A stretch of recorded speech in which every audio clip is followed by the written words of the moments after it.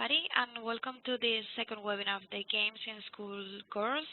A very warm welcome to all of you who are joining this webinar from many different places. I see in the chat Munich, Germany, Italy, many different places. And my name is Nair Carrera, and I work in European Schoolnet Academy along with my colleagues Benjamin Hertz and Katerina Topalidou. And we are here today hosting this second webinar for the Games in School course. Before we start, we're going to ask you to mute your microphones. Some of you are already muted, if I'm not mistaken, and the others we will try to mute them. But in any case, I'd rather that you mute your microphones so that we don't hear any background noise.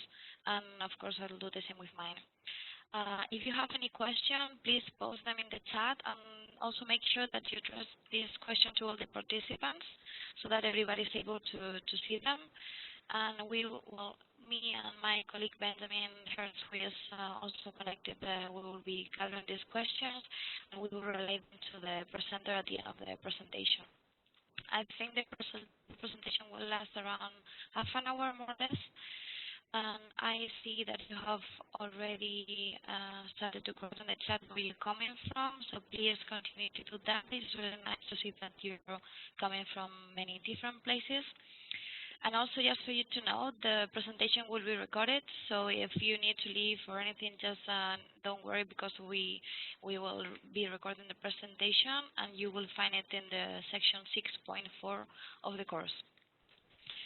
So I know that by this time, most of you have probably watched already the videos in the course. You have probably watched Oli speaking about this section.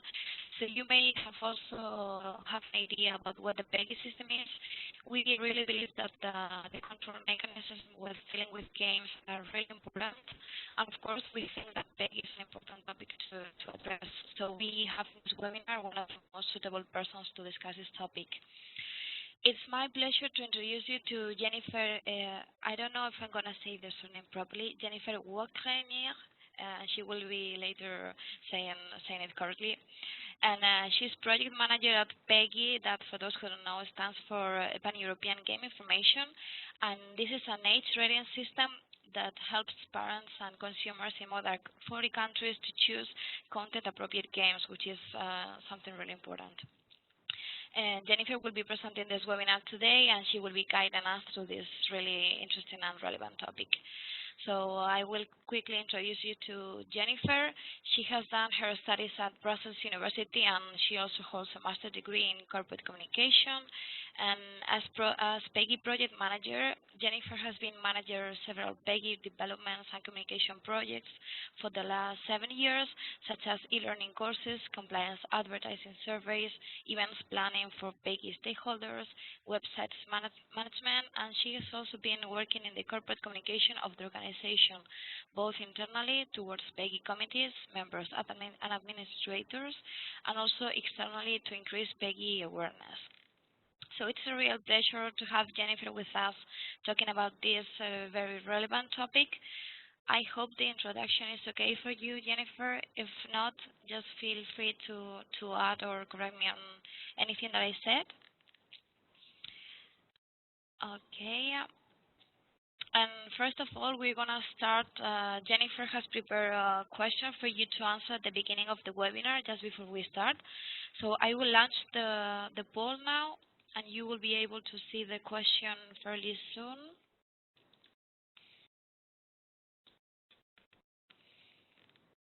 Okay, I think you will be able to see the question now. Yeah, okay, you already answered.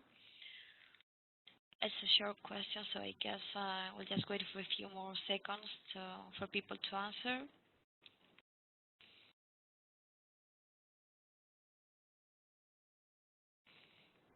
Okay. There's still some of you who haven't answered the question yet.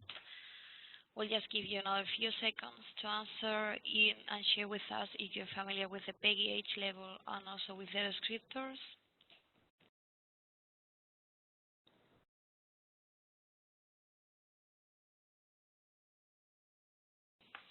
Okay, everybody's answer. So I will close the poll now, and you will be able to see the results soon. It takes a few seconds usually, so hopefully you see them. And I will give the presenters' rights back to you, Jennifer, now. Okay. Okay. So you have the presenter. You should be having the presenters. Do you have them? Yes. Okay. So can you see the result of the poll? Yes, I can see them. Thank you. Okay. So the webinar is yours, Jennifer. Thank you. Okay. Thanks a lot. Hi, everyone. I'm just going to share my screen as well then. Just a moment. If I can. Wait here.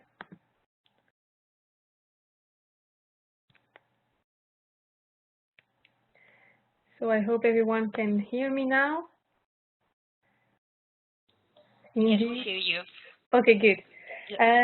Indeed, those answers to the poll are quite interesting because apparently only 6 of you are familiar with them. Maybe you know them and are not familiar, so the question is maybe a bit tricky too. But so that's good. At least I hope I will inform you about many interesting new details during this presentation. And I'm pleased that you have joined this webinar to learn more about PEGI. So I'm just going to switch to the presentation. I hope everyone can see it too. Here we go. As Nera introduced me, indeed, I'm working as project manager at PEGI SA in Brussels. So it is the European age rating system for video games, well, in 38 countries now. And the idea of this presentation is also to give you more details about the criteria, the system, and how it can help you to find suitable games for your classes and students. So just to summarize it, the idea is to have an age rating system to help the consumers, but mainly the parents, to take informed decisions when they buy the games for their children. At least they know what's the content and from what age it is suitable. So for the ones who were not familiar with it, here it goes. You can see the 5 age categories from 3 until 18 and the 7 descriptors. So there is violence, fear, drugs, sex, discrimination, bad language, and gambling. Here you go. The idea is to have really a clear and, well, globally understandable system, as those age labels and content descriptors are used in so many countries. They were, of course, based on a psychological evaluation and in accordance with the existing system. For the categories, as you can see, it goes from 3 up to 18. 3 means suitable for all. It's just that we didn't want to use the 0 or all because it's text and obviously all the languages are different. And 0 because in some countries they prefer to keep a 3 because they say that some of the that the children don't make the difference between real and fantasy up to 3, so they prefer that we keep it like this. A little information about the rating process. So how a publisher gets a PEGI rating? The publisher needs to be a member of PEGI and follow an e-learning. They also sign a code of conduct. After that, they will have to fill in an assessment form. So it is an online questionnaire with 35 questions about the content of the game. And they will get a provisional rating automatically after filling that questionnaire. And after that, the submission will go to an independent administrator to examine the game. So they will play the game, the whole game, and check it and see if the provisional rating is correct. And if not, then they will give another rating. So there is NICAM in the Netherlands, who is checking all the 3 and 7 games. And then there is the VSC in the UK, who is checking the 12, 16, and 18. So after that, it takes 5 to 10 days, and then they will receive their official rating license, which they can apply on all the box projects.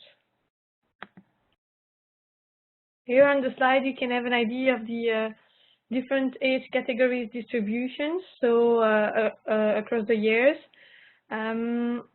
As you can see, there is less 3 rated games from now on. There is a bigger distribution among the different categories, actually.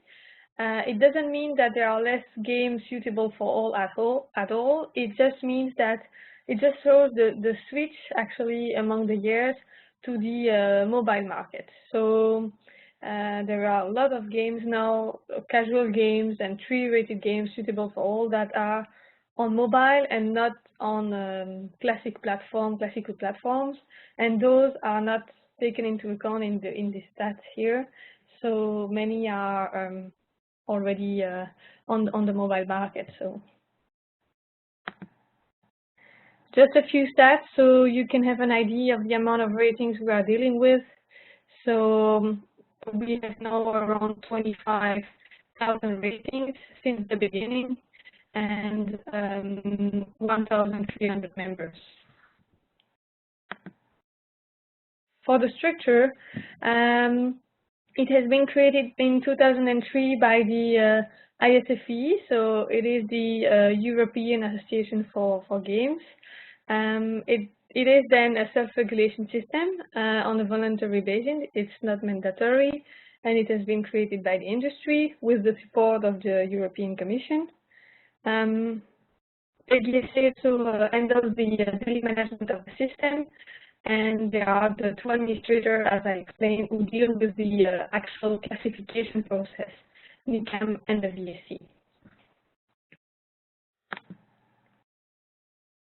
So for the structure as well, to give you an idea of how it works behind the whole PEGI. So there is the PEGI who is handling the daily management of the system and the development. There is the board, the PEGI board, with publishers and TAs, but also the chairman of the experts group and the chairman of the council, who are academics and specialists in minor protection, in games. There are different type of profiles there, but all are specialists, academics, and experts, or in minor protection, or also from the different governments in Europe. As you can see, there is also a complaints board, so there can be complaints received either from the consumer side or from the consumer or from the publishers. And there is also a legal committee and an enforcement committee. So the system is well organized with different boards and committees of academics and experts and the different governments who are always informed about the development, but will also communicate the situation in their country. So there is a lot of communication between those different groups. So here is the map. So you can see that there are now 38 countries where PEGI is present on the market.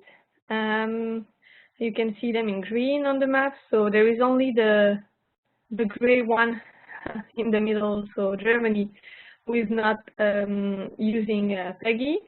So there is only, they have their own federal system, so which is called the USK.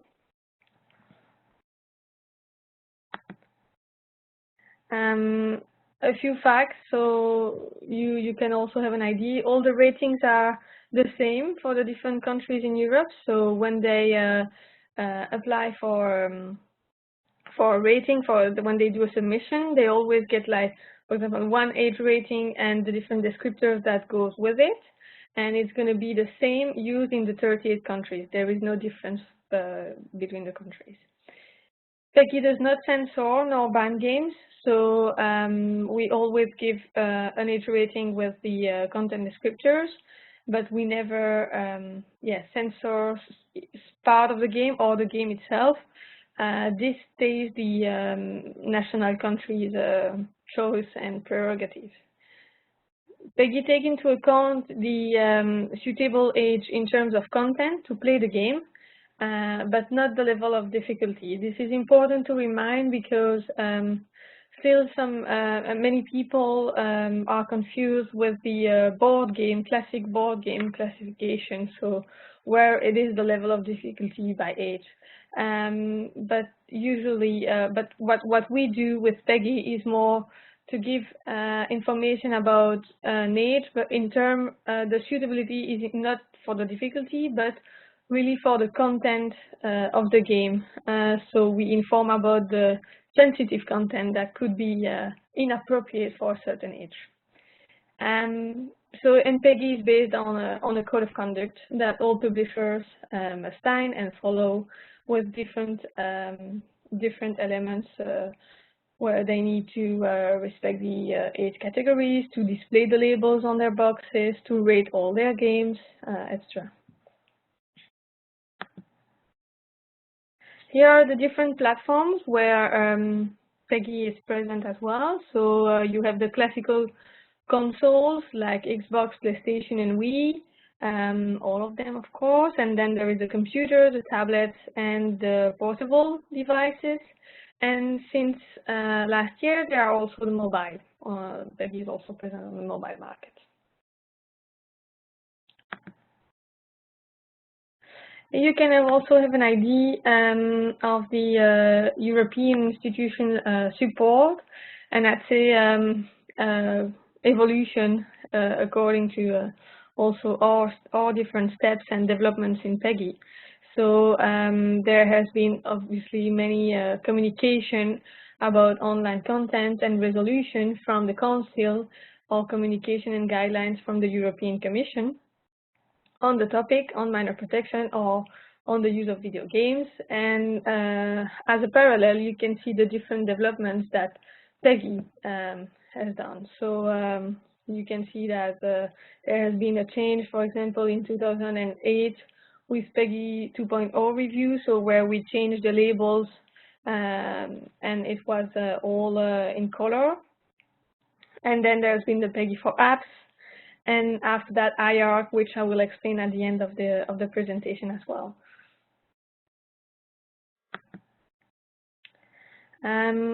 I think it is quite interesting for you to have some more details about the criteria. So just to have an idea of how do we rate the games and what is the collaboration between the age label and the content, the descriptors actually, and what does it mean. So here you can have already an idea with this table, the 5 age labels and the 7 descriptors. So you can see that, for example, at the 3 age level, there are no descriptors, meaning that there is no unsuitable content at all. On the 7 level, you can have some violence. I'll explain which one exactly at the end, and fear as well. At 12, you can see that there are much more content that could be present, 16 as well, and 18 too. Obviously, as an example, violence at a 7 level is not the same, even if it's the same descriptor, it's not going to be the same of the violence at a 16 level. So that's why there is, it is a combination between the age label and the descriptor. There you go. So here you have a few examples of what can be found in which games, well, in which rating actually. So in 3 rated games, it means, as I said, that they are suitable for all ages. There can be some violence in a comical childlike setting, so it needs to be humoristic with fantasy characters and absolutely no unsuitable content. But it can be some violence as in Mario Kart and so. In the 7 age category, it needs to be non-realistic violence, which means it's not about the weapons used, but more about the reaction of the character. That needs to be non-realistic, so they would disappear in a puff of smoke or something like that. And it can be implied violence, which means that you don't see the actual violence, but you know that something has happened. For example, if a plane crash, or you can see that you don't see exactly what's happening, but you can imagine that that there is violence there, of course. And then there can be some frightening scenes for your young children at the 7 age level as well. For the 12 rating, there could be a realistic violence, but it needs to be towards fantasy characters, or non-realistic violence, but towards human-like characters. So I'll explain in the next slide really the difference between a fantasy character and a human-like characters, or I mean the criteria that we use to define those characters. Sometimes the limit is not easy. And there can be mild bad language, nudity, eventually horror. I'll explain that as well.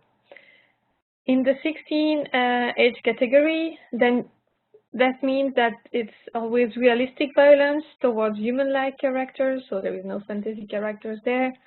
And it's sport violence, or it could be also sport violence, and some bad language, drugs use, or depiction of criminal activity. Obviously, only one of those criteria would trigger a 16 age rating.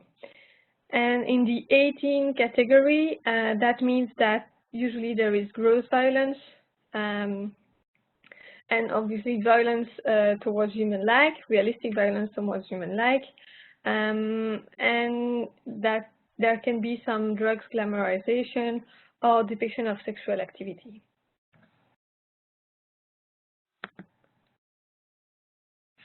Here are the different character types I just mentioned. So you can see that there are the fantasy character and the, well, non-detailed as well, and human-like. So those are the three types that we use in our criteria. Fantasy means, of course, that they don't exist in real life at all, and that they don't look like anything present in real life. And human-like obviously means that they look like humans, but it's not only humans, it could be as well, for example, zombies or vampires. Even if they don't exist in real life, they look like humans, so they are considered as human-like.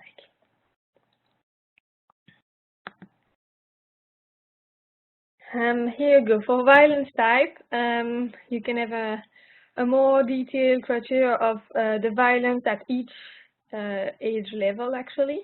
So as I explained briefly, you can see that it goes from childlike setting to non-realistic violence towards fantasy characters, and then it evolves towards more realistic violence and towards human-like.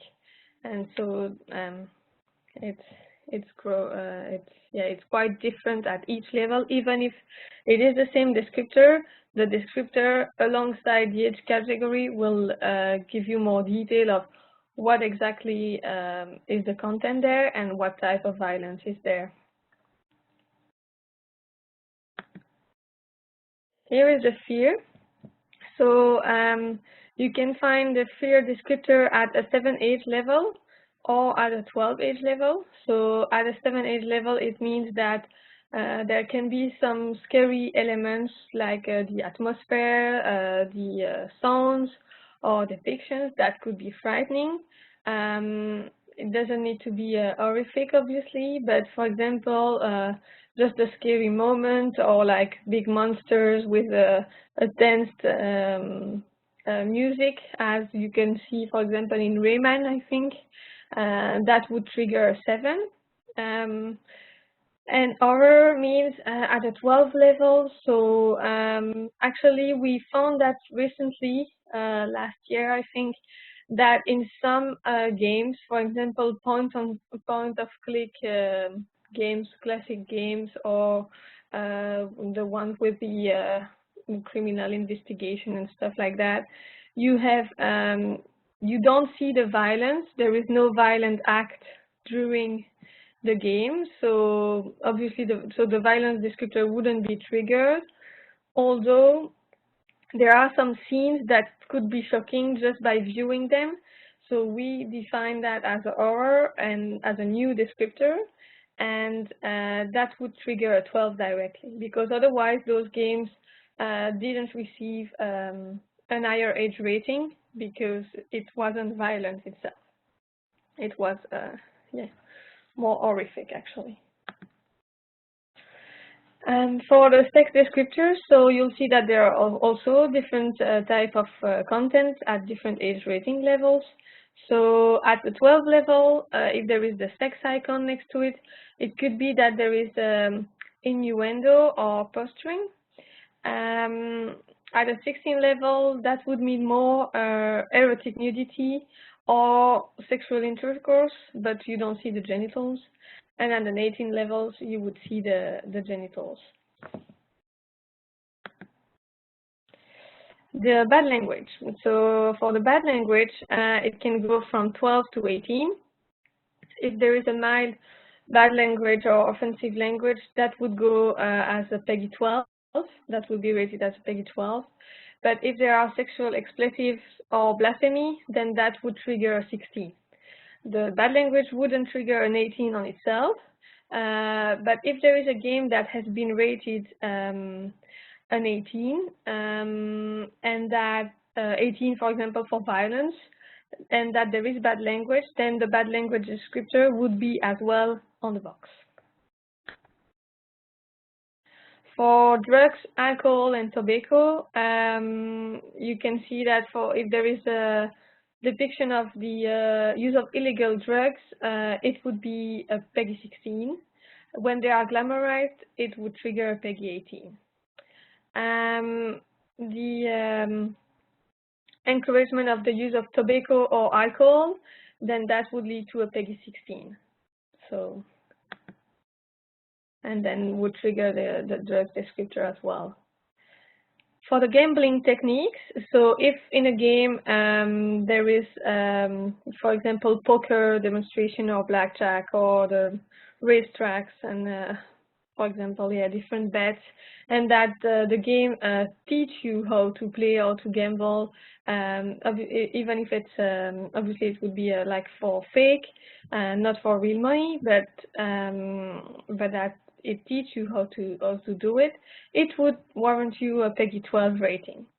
But again, as the other descriptor, if the game is already rated 16 or 18 for other reasons, for example, violence, and that there is the gambling element in it, it will also display the gambling descriptor alongside the age rating.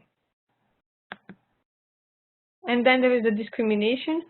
It is very rare. It actually almost never happened, but at least it is present if ever in the future it would happen in a game. That would trigger directly an 18. So it is the depiction of ethnic, religious, or other stereotypes likely to encourage hatred. So really, really discriminating actually. Hi, Ark. So regarding, so this was the overview about the criteria. Of course, don't hesitate if you have questions at the end of the webinar regarding that, because I know that it is quite a lot of information on the different content, and we are used to it, but not everyone. What I wanted to give you some information as well is about the International Age Rating Coalition, which is quite new since 2 years ago. It is a coalition of the different rating systems in the world who created a rating tool for the apps. So they made a combination of the different criteria of the different systems in one questionnaire. So there is only one questionnaire, and that would deliver you the ratings of the different regions.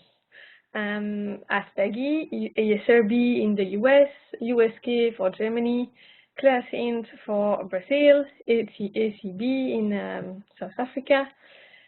And so the idea is that as there is a global games market, we needed to find together a solution that is global as well, mainly for the mobile environment. Here you can have an ID. So it means that on the mobile storefronts, for example, Google Play, you submit a new app and you need to fill in a questionnaire. So just one questionnaire with all the criteria. And it will give you at the end the ratings for the different regions directly with only one questionnaire. So for example, the ESRB 12 PEGI, 14 in Brazil. That's just an example. And then here you go. And the storefront will show the appropriate age rating to which the consumer is used to in the different regions. Knowing their location with the mobile, then they would show you the right age rating for which you are used to see actually.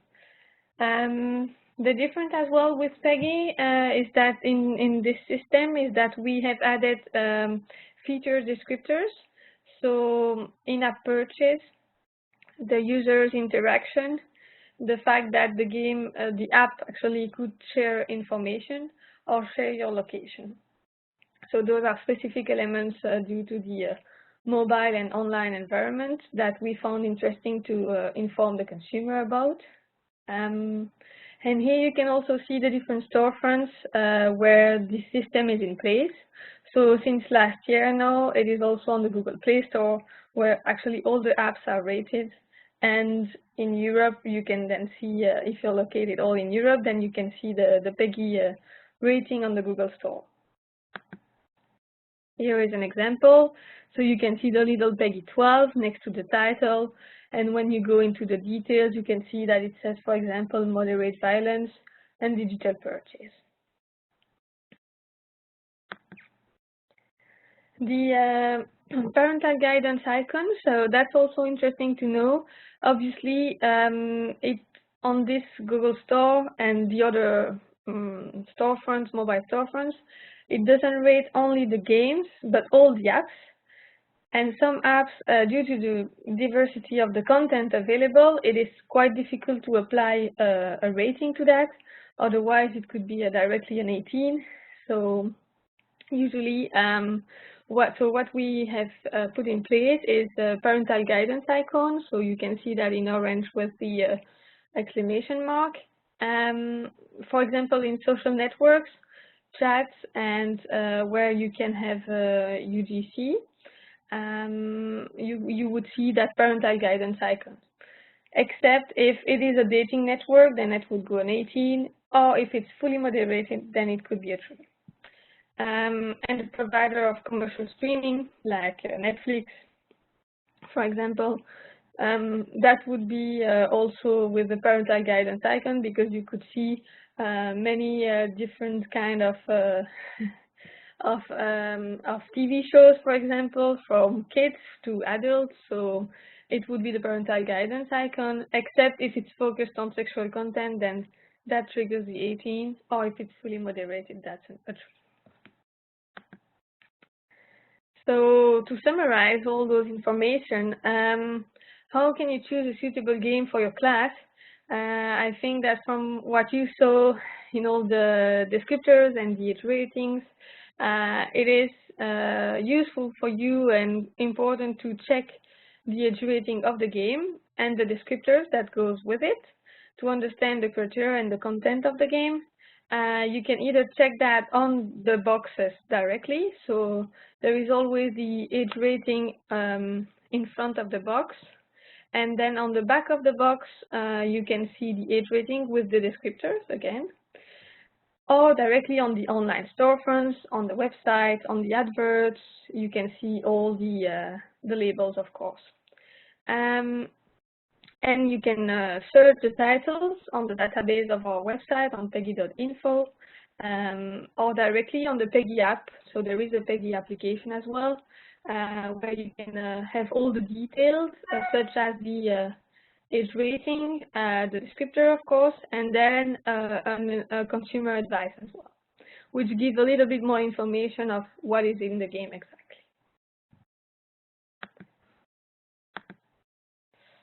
So here it goes. So if you have any questions, I think that maybe Benjamin and there will gather them.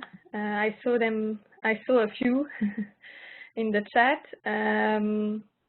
Maybe. Jennifer, do you want us to do the poll now and then we do the questions? Yeah, that's fine. Okay, we can Okay, start the poll. okay. So I will take the presenters right back to me. Okay. Otherwise, I can't launch the poll. Okay. So Jennifer has prepared a couple of 3 more questions for you to answer. So I will be launching the poll now. And you will have, like before, a couple of questions, this time a few more, since there are 3 questions, and to answer them. Okay? So you will be seeing the questions now. Okay, answers already coming in.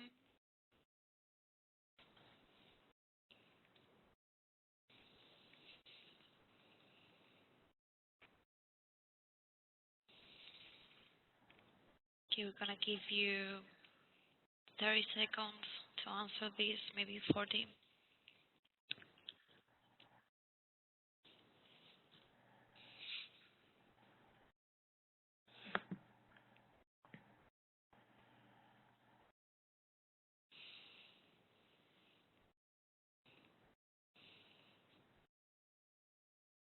Okay, almost half of you have responded.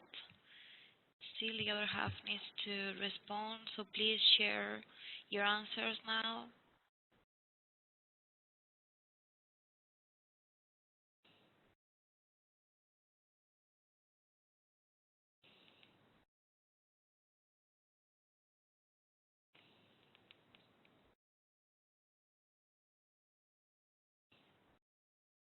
Okay, we'll give you some more seconds, 20 seconds, let's say 30, since there are 3 different questions and quite, for me at least, quite difficult to answer them.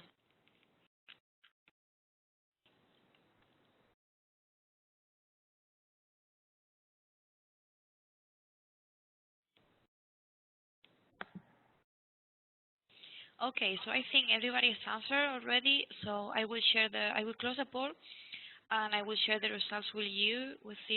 Should be able to see them now. Can you see them, Jennifer? Yes. Okay. Okay. So. Trying to extend my screen. Okay. Cool. Okay. So you can already talk about it. Okay. So yeah, we prepared a few questions just to have an idea of if you're already taking into account the age categories for your classes, and if you know the different meaning of the descriptors and the correlation with the age ratings, and then finally if you find it useful. So from what I can see here, trying to open it. Okay.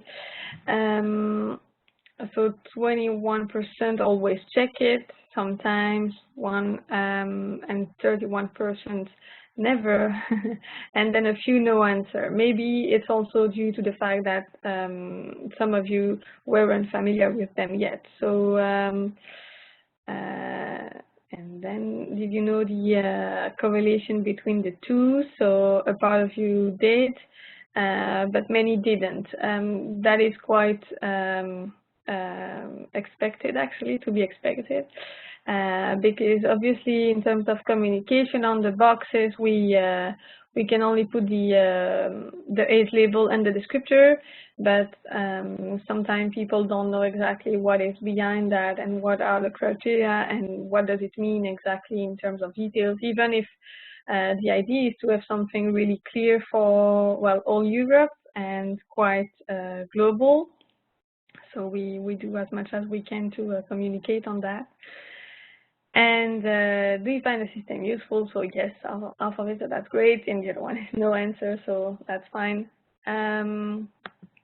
So this is quite positive. If you want, we can go through the different questions that were on the chat. I don't know with which ones do you want me to start, or if you're going to look there. Yes, I have them here. So there are a few questions in the chat, but I'll start with the ones in the Padlet that we have been gathering today. So first one comes from Nuno Proença from Portugal. And he wants to know if it makes sense to establish a uniform rating system in all media formats, for instance, games, cinema, TV shows. I would say that is very complicated task because already actually it's only in the games area that we have a harmonized and unified system for Europe. There is no such system for well in the other media. It is true that, well, obviously for the criteria and culturally, it's not always easy to find common criteria, but also because those media are quite different, so it isn't easy to compare or do the same criteria for a game than to a movie, for example. A movie is quite linear, so it means that you can watch it once. Obviously, you can watch it a second time, but it's not like a game where you can play and then replay the same scene again and again. So, for example, for a game, that's why we have very robust criteria and quite, I would say, strict, in a sense that if there is, like, for example, one violent scene that would trigger an 18 according to the criteria I've explained, it is enough to trigger an 18 for the whole game, obviously, because even if it's like 2 seconds or an hidden scene or so, that would be that would trigger the age rating, the according age rating, because the player could play it again and again if he fails the game, for example, or if he's doing it again. So it is not easy to compare those different medias and to find common criteria for all of them. That would be my reply. Okay, great. Thanks for that. Okay, next question comes from Flavia from Italy, and she wants to know if why teachers and parents don't know the PEGI system, which seems to be we there have is like still a a lack general of question. of awareness of the system, although we have made many progress on that. The system is there now for 13 years. When we look at our general consumer research, you can see that more than 80% know the age labels when you show them the different age ratings. They see what it means, although they don't specifically know the name PEGI, and they don't always know the correlation with the descriptors, but usually they know it. Obviously, it's not because they know it that they pay attention to it. That's also a different step. It needs a lot of communication from the different sides. The good thing is that, for example, all the publishers, they always, obviously they put the age labels on the boxes, but they also put that on all their adverts. You probably must have heard all the trailers, even at the movie theater, but also online. All the banners, they always have the PEGI age rating, and now they also have the PEGI voiceover, so it says in the trailers PEGI 18 at the start, for example, or PEGI 16. So the publishers try to communicate as much as possible to inform the consumer in a responsible way. We also do communication as well, and events and so on, but obviously as it is European, it is not always easy to do like a global European communication campaign on it, except online, for example, with the website and so on. So indeed, there is still a need of, yeah, teaching about it and communicating about the system. Okay. Okay, and I think that answers applies also to Alexander Martins from Portugal and also from to Sandra, who were asking more or less the same thing about if PEGI existence should be spread out or disseminated somehow. But we're working on that, and we will disseminate in our social media channels at least. That's it. Okay, and there is also a comment from, it's not directly a question, but I wanted to mention from Sylvie Baslin, who said that she really wanted to know how to develop a lesson plan with English language learning outcomes, focusing on this topic. I think it was an interesting comment, so I just wanted to flag it up. Yeah, And next, definitely. yeah. Obviously, you can find the information on the PEGI website, but I can also share if you plan or would like to do a course on that and needs more information on PEGI criteria, for example, as I explained you here. I think you can have my slides as well, but I can also always give you more information as well to use in a course. Okay. And okay, there is also another question from Maria in Greece that wants to know if the rating remain the same forever. Yes, we unless there has been a mistake, I'm thinking now, but unless there has been a mistake in the submission and that later on there is a complaint, for example, and someone found an inappropriate content that the publisher didn't declare and that the examinators didn't see, but that's extremely rare. I don't even have a case in mind, but that could happen, and that we would ask to change the age rating on the box or online directly if the age rating is not correct. But otherwise, the age rating stays the same when it has been given. There is a license, and it stays the same across the years, of course. Yeah. Okay, and we're gonna move now to the questions in the chat. There is Onur. She was asking if the PEGI's real address was pegi.eu or pegi.info. It's PEGI.info, yes. It's pegi.info. Okay, so question answered. Okay. And Honor is also asking if children like PEGI or if it's only parental control. If children like PEGI, well, that depends. That depends of which children and which parents as well. The idea is really to have informative systems, so to explain to the parents and the children what from what age it is suitable and what type of content is there. And then obviously some people are really happy with that, because at least if they don't know the game, this is a good indication of what's in the game and an indication of what's suitable and or not, because as a parent but also as a minor, you sometimes don't want to be confronted to images that are not appropriate yet for your age. Although it stays the parental decision, because if they want to buy the game, they can always buy the game. In some countries, PEGI is in the law, and so retailers need to respect the age categories in the sales, as in the UK, for example. And in some countries, it's just an informative system, so that depends, of course. That depends on the different countries and the different regulations. Sometimes it becomes a core regulation, sometimes it is just present as an advice, actually. Yeah. Okay, great, thank you. And more interesting questions in the chat. Roberta is asking, how do you deal with new upcoming technologies content like the virtual reality? When there are new technologies like that we could take into account in the rating system and in the content and so on to examine.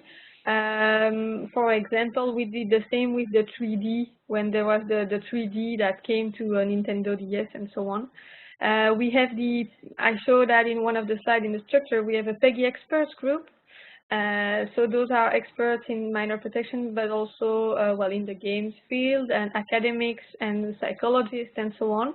They are all from different European countries, and they will discuss this topic and will share it with the board, and there will be some consultation and discussion on that to see if it needs to be taken into account, or if not, if it needs to be in the questionnaire or not. So, for example, regarding the virtual reality, this is a current topic that the experts, the PEGI experts, looked at it. From what we can see for the moment on the market for VR, there isn't a need to change the rating criteria for that. Although we keep the possibility to change it, looking at what is going to come on the market, of course, and the experts will continue to look at the different new games and new types of games and see if there is a need to adapt it and take it into account in the rating system, of course. Okay, great. Thank you, Jennifer. There are really interesting questions in the chat. Roberta is also asking if you're present on the school so as to teach children or parents the importance of PEGI. Sorry, I didn't understand everything. So if you are present on schools, if you go to schools so as to teach children or parents the importance about PEGI. As if we are present in the schools. Somehow, if you go and give a training or a workshop on the importance of that can happen, but it is on a local level. So we have our National Trade Association who sometimes do initiatives as well. For example, well, I'm located in Belgium, but we don't have one in place. But it can happen in different countries that the NPAs or that actually teachers take the initiative to speak about PEGI globally. But we don't have yeah, well, a European initiative, except actually from today with the European network from the teachers. Okay, great. And there is another question from Onur, and she's asking, what about the Minecraft game version?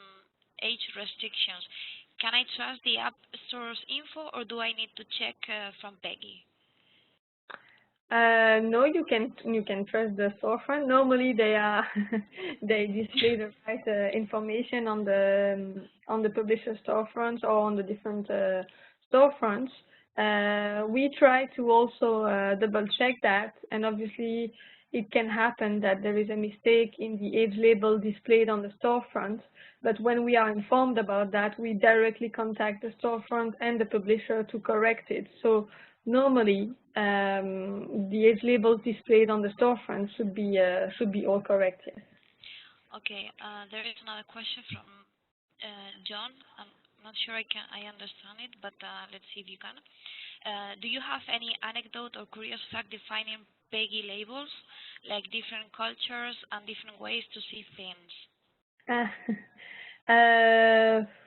Well, that's quite general, but you can see that in some country the violence will be will be taken more, I wouldn't say seriously, but would be like more serious content, or in other countries it would be more the sex, or for example, in some countries, it's an example like in the UK, they are it's quite strict about bad language, for example. Although we need to have a common structure for criteria for all those countries, so we don't have like different situation or different criteria for each country. So it is one for everyone. Obviously, it has been decided at the start, and so it was a compromise and consensus with the different existing system and with the different countries' cultural exception and situation, of course, so that we would take everyone into account in that system. Okay, and I can see that there has been a kind of discussion in the chat regarding the Minecraft, if it's PEGI 12 or they were talking about the difference in the rate and in Minecraft. Yes, can you clarify a bit this? I can check online directly, so I can let you. I think I read that somebody said it was 12. Yes. But also they were speaking about the 7 version. I'm gonna check. Okay. So I'm sure I'm giving the right one. Okay. So and it is Minecraft on which platform? That was asked. Do you know? No, they didn't mention the platform. I don't know if they're still there, if they want to Yes. mention So, the platform. because actually the classic Minecraft, for example, Minecraft on the Xbox, PS3, PS4, and so on, is a 7. Although the Minecraft with the story mode, I've just seen that in our database, but in the story mode is a PEGI 12. It means that the content in the story mode is different, and that some of the criteria that I've explained in the PEGI 12 had been ticked and are present in that game. Obviously, if you can have different types, for example, Call of Duty, you can have a Call of Duty that is an 18, and then there is a Call of Duty, for example, Call of Duty Ghost, that is a 16. Even if it's also a Call of Duty, it means that the criteria inside the game are, the content is different, and that the criteria ticked is different as well. And so that was a 16 and not an 18. Or here in this case, I think Minecraft then with the story mode is a 12 and the classic version is a 7. So that's maybe why there's been some confusion there. Okay, but Ono has mentioned the Pocket Edition, and John has said that the game that is in different platforms can have different classifications apparently, in case this is a question. Yeah, yes, indeed. So usually the game, in most of the case, the game will have the same rating on the different platforms if it is the same content. But you can see that when the game, it is the same title, but that the content is not exactly the same. For example, you would have a version on PS4, and then there is a version on Nintendo DS, for example, or on mobile. And actually, even if it's the same title and a similar game with this, and I'd say the same features, but there are, for example, more realistic violence, or there is bad language in that one, and so on. That means that indeed there can be a different age rating per platform. It depends on the content of the game. If it's the exact same content, then it is the same rating. But if it's not the same content, it could vary across platform. Okay, I hope that answers John's question. I don't know if there are more questions. If you have any more questions to Jennifer, please post them now, since we're kind of finishing now. It's a must to release a game. I'm not sure I understand this. Roberta is saying it's a must to release a game. I'm checking that, yes. I don't know. Okay. Maybe I could just repeat that indeed you, as a publisher, you don't have to get a PEGI rating to publish your game legally. I mean, it's not mandatory. However, the classic platforms such as Nintendo, Microsoft, and Sony are supporting PEGI and are asking always a PEGI rating when you want to publish on their platform. So if a publisher wants to submit a game on those classic platforms in Europe, in the PEGI territories, they have to get the PEGI license.